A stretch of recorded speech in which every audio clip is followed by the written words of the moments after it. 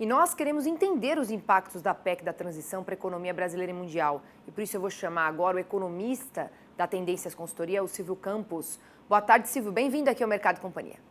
Boa tarde, é um prazer falar com vocês novamente.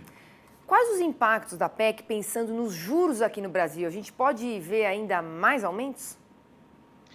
Em relação à taxa básica de juros controlada pelo Banco Central, eu diria que é pouco provável que ainda tenhamos elevações pela frente. É claro que se eventualmente a PEC for aprovada com os valores colocados, né, divulgados ontem, né, esse extrateto de quase 200 bilhões para 2023 e 4 anos de Bolsa Família fora do teto, isso ameaçaria, colocaria em risco a possibilidade de novos aumentos.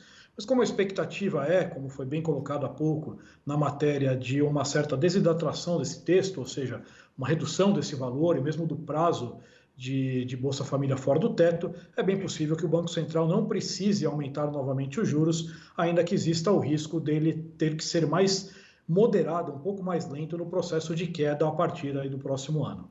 Agora, a proposta ela pode aumentar a dívida bruta brasileira? O que você acha? Certamente a proposta aumenta a nossa dívida, estamos falando aí de um gasto bem representativo, né? Mas claro que a magnitude desse impacto dependerá do quanto que essa PEC será efetivamente reduzida, né? Após as negociações e o texto final aprovado. Pela nossa visão, né, de um valor aí em torno de 150 bilhões ao invés dos 200, diria que a nossa relação dívida-PIB pode nos próximos anos alcançar algo perto de 90%, talvez um pouco além disso, mas claro que num cenário mais pessimista, eventualmente esse número pode aí ultrapassar os 95%, que é, na verdade, seja qual for, né, o desfecho, um nível de endividamento relativamente elevado, o que mantém o Brasil como um país aí de risco alto do ponto de vista fiscal. E interferindo diretamente na inflação também, né? A inflação certamente acaba sendo afetada por dois caminhos, né? Primeiro, o aumento do gasto tem uma injeção direta de demanda na economia, então todo esse auxílio acaba, de certa forma, se traduzindo em maior consumo, o que reduz essa desaceleração que temos visto na inflação, e também tem o efeito via câmbio, né? Se efetivamente o câmbio tiver uma reação de alguma desvalorização, claro que isso também pesa. É fato que não esperamos um impacto tão substancial, a inflação deve continuar cedendo, porém, possivelmente ainda permanecendo em níveis acima aí da meta nos próximos anos. Agora, ainda pensando na economia do país, esse cenário ele pode refletir no Ibovespa? O que esperar de um curto e de um médio prazo?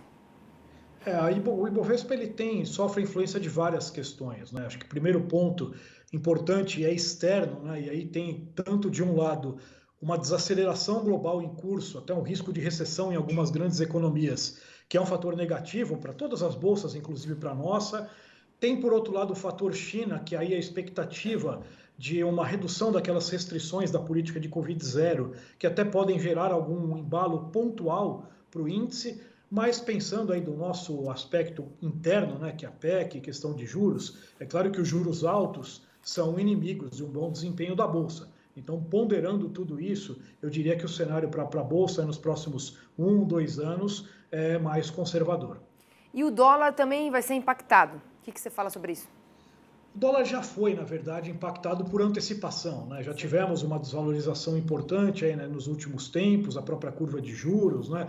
E daqui para frente eu diria que o mais, né, importante vai ser a negociação em torno dessa PEC, né? Então, se por acaso for o valor final for um tanto abaixo desse demandado aí de quase 200 bilhões, eventualmente o Congresso conseguir reduzir o tempo desse Bolsa Família fora do teto, é de se imaginar aí que o dólar siga pressionado, porém sem uma alta expressiva, eventualmente rondando ainda esses níveis de 5,30 e 5,40. Se as demandas fiscais obviamente crescerem e alimentarem a percepção de risco fiscal, isso faria com que o dólar subisse um pouco mais, mas diria que o mais provável hoje é que a gente siga aí rondando esses níveis de 5,30, 5,40.